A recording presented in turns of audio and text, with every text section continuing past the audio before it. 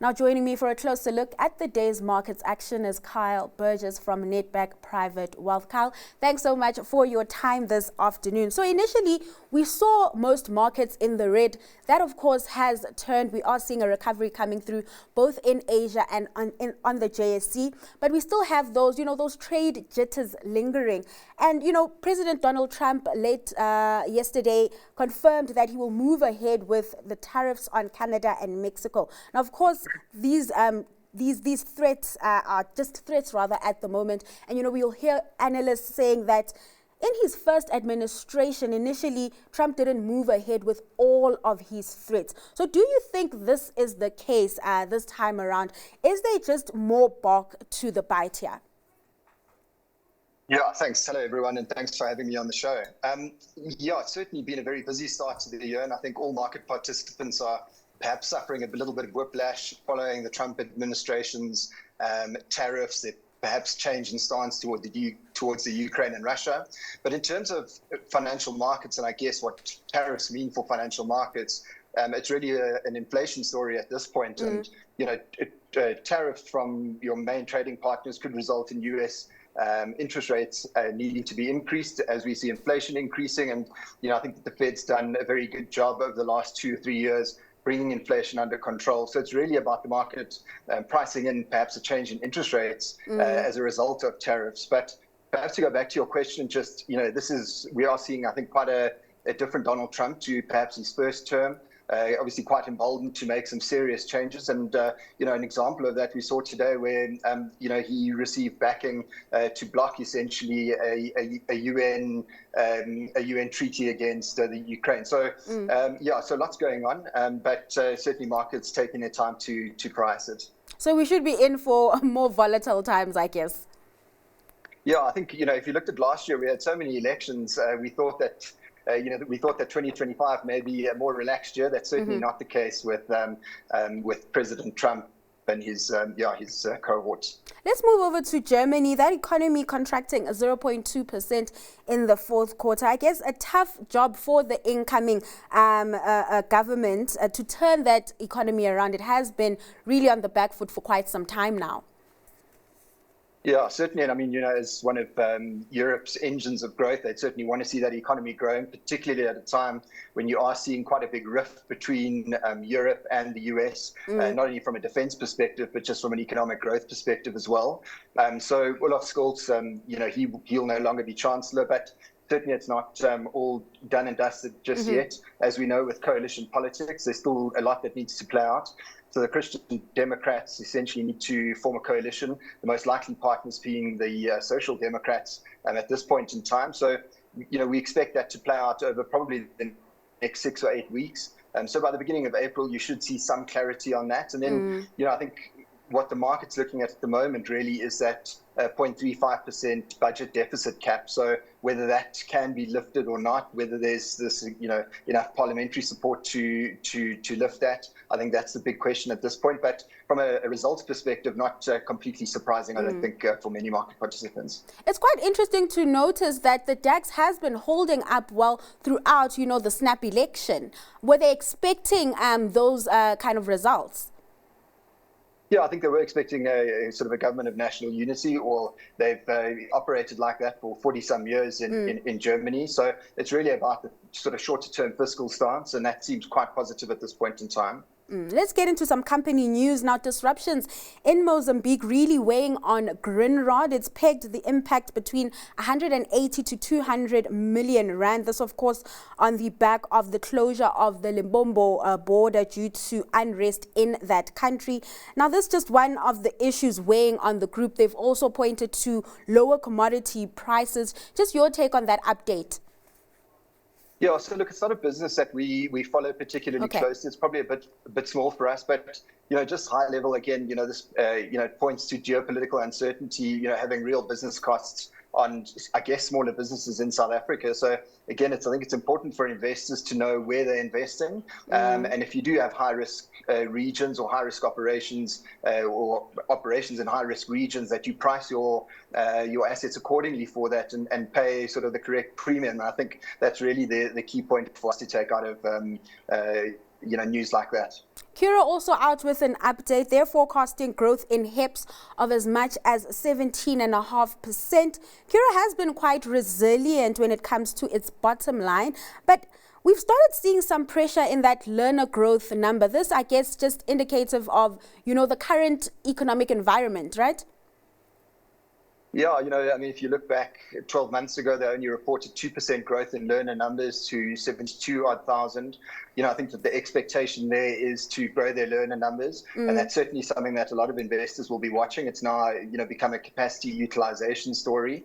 So once you've set up your infrastructure and they've, rolled out that infrastructure over sort of a couple of different decades, it's now about, filling up the classrooms. And I think they are under a bit of pressure. Then I think, one of the things that they highlighted was the closure of a steel refining plant in one of their communities, having an impact on learner numbers at that particular school, and in fact also coming through in their impairment. So quite a lot going on there. But again, if you look at it from an SA perspective, this is an SA business that has held up quite nicely. And again, if you are looking at HEPS numbers of somewhere between 9 and I think 17.5% they reported, at 11.5 times earnings, it is an interesting story for investors to perhaps look out for. Now, we also had a pre-close update from Redefine. What I noted there was some of the trends it picked up on within the industry, noting that there's an uptick in commercial real estate transactions, which of course bodes well for the property sector. We've started seeing, a steady bounce back in the office property sector as well. The property index also performing well in 2023 and 2024. And we've started seeing, looser monetary policy also benefiting that industry. Is that one you're looking at, particular stocks you're looking at in that industry? Yeah, so Redefine's a business that we've held in sort of select client portfolios for some time now. I think what we like about it gives you really diversified exposure to SA property. It also has a nice offshore component with what they're doing in Poland at the moment, but they do have significant exposure to retail, which makes up about 25% of the portfolio, and then office, which I think makes up 23 or 25%. It's almost an equal split. So quite a lot of eyes, I think, will be on how that commercial property segment has performed. And I think that they report results next week, but to see how those segments have reported. And again, they have had higher than, I guess, optimal debt levels in the past. So I think a lot of investors will be hoping to see a reduction in those numbers, or certainly a stabilization in those numbers. And I guess to see whether Poland is still holding up quite nicely from an operating perspective, which it has for the last 2 or 3 years now. So, I think a lot of interesting things to come out of that. All right, let's just hit pause on the conversation. Before we get to your stock pick, let's reflect on some counters that have found favor with your industry peers. Yeah, so we spoke about some of SA Inc. stocks being under pressure since beginning of year or even Q4 last year. And I think Nedbank also falls in that camp. They don't need to do a lot right here, in my view, to produce decent upside. So if pretty much any of the banks produce, call it earnings between 5 and 10%, I think they're undervalued.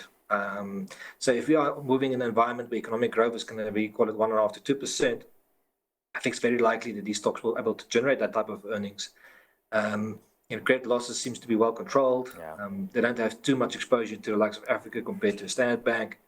And I think, they're relatively well positioned, specifically also if they're big corporate spending on infrastructure. So I like Nedbank. You don't need to be aggressive to make quite decent double-digit returns. Yes, so thank you for outlining my entire investment plan for me, Simon. I mean, that the hedge is gone. So that has been a big inhibitor for Pan-African over the last year and a half. And the reason they had that hedge in place the hedge in the first place is very important. They forward sold their gold at $2,300 an ounce, right? So they didn't benefit fully from the upside, but they used that money to invest in growth projects. So So they invested in a Evander mine, and they invested in a tailings retreatment plant. And this is going to result in their all-in sustaining cost coming further down, and it is going to result in their production profile growing probably at the fastest pace of the SA gold mining peers.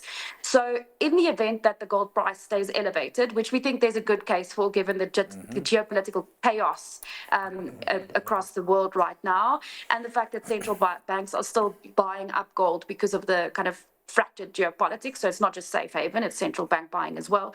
We don't see a lot of downside risk to gold prices at the moment. We don't see a lot of upside to gold prices either. But if a company can produce gold at an all-in sustaining cost of $1,400 to $1,500 an ounce, and the gold price is close to $3,000 an ounce, the math just makes sense. So Pan-African Resources and Nedbank, what have you made of the analysis on those counters? Yeah, I think it's an interesting observation. I work for Nedbank, so given the fact that we're in a closed period at the moment with results due, I think, on the 4th next week, Tuesday, I won't be able to comment on that. Certainly wouldn't be smart for me to comment on that. But I think if we look at the broader banking space, I certainly think that there's some valid points to be made there.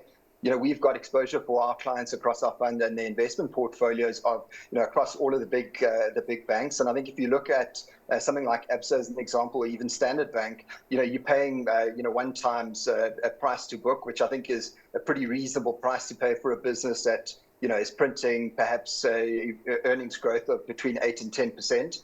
And again, you've got, these businesses are very cash generative. So you're seeing the majority or a lot of that cash being passed on to shareholders in the form of dividends. And I think as an investor over a 3 to 5 year period, that gives you a nice margin of safety to, you don't need much in the way of capital appreciation to then, start really earning a decent rate of return over a 2 or 3 year period, given you're already locked in and perhaps an 8% dividend yield or 9% dividend yield. So I certainly like the theme of it. And we invested across most of the big banks. I think what's important there again is to be careful about what you're paying for these businesses, particularly with something like First Rand as an example. They're trading at 2 times price to book, and Capitec quite literally off the charts at 6 or 7 times price to book. I think you need to be quite careful there. But outside of that, I think it's a very interesting place to be. And I think, if you take the view that, consumer sentiment in South Africa over the next 12 months may be increasing,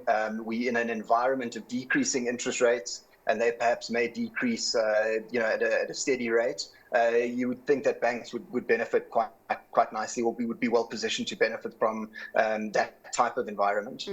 What about Pan-African? So this is a business, again, just given the nature of our sort of research process, we've decided to perhaps get our mining exposure through the diversified miners, so largely BHP and Anglos. We haven't necessarily, invested in gold mining businesses.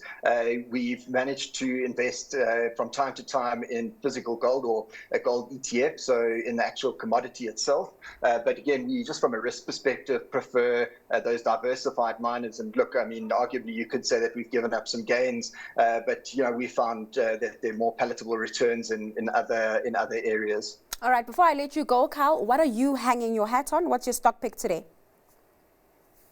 So my stock pick for today is LVMH. So luxury goods, or the luxury goods segment, I think has shown over many decades just how resilient that particular business is. And I think in LVMH, you're getting a diversified lux goods player that has operations both in Asia and Japan, which have been very attractive from a lux goods perspective in the past.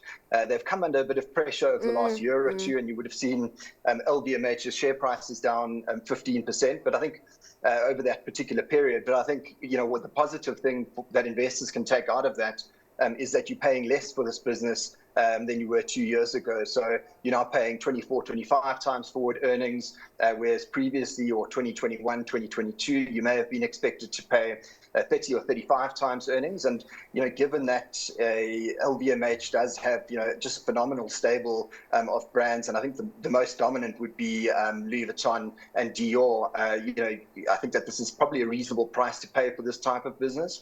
But then importantly, I think you've got some really nice exposure to the US. So they acquired Tiffany & Co., I think in 2016 or 2017. So that was a phenomenal transaction. They've done some really good things with that business, and it's seen some great growth over the last 7 or 8 years within the LVMH stable. So some nice growth optionality in the US, and that the consumer that you're catering for in the US still accounts for that sort of higher end consumer, still accounts for a significant portion of the consumer spending in the US. So you would imagine that that consumer would be probably a bit more resilient to interest rate shocks and that type of negative risk that you may see coming in as a result of perhaps tariffs or just negative moves in interest rates. So again, you've got a management team that's very capable. They've built a wonderful stable of businesses. I think that this is a sector that will continue to do well over the longer term. But again, I think it's very important to be mindful of what you're paying for these businesses. We've seen businesses like Hermes, although it's not quite the same business, but trading at sort of 40 times earnings, and arguably this even 25 times earnings for LVMH is quite expensive given the pretty pedestrian growth that we saw in the last set of numbers. But you're sort of investing here for the next 2 or 3 years, and that outlook looks fairly good. So LVMH one to look out for. Kyle, thanks so much for taking us through the midday trade this afternoon. That was Kyle Burgess from Nedbank Private Wealth.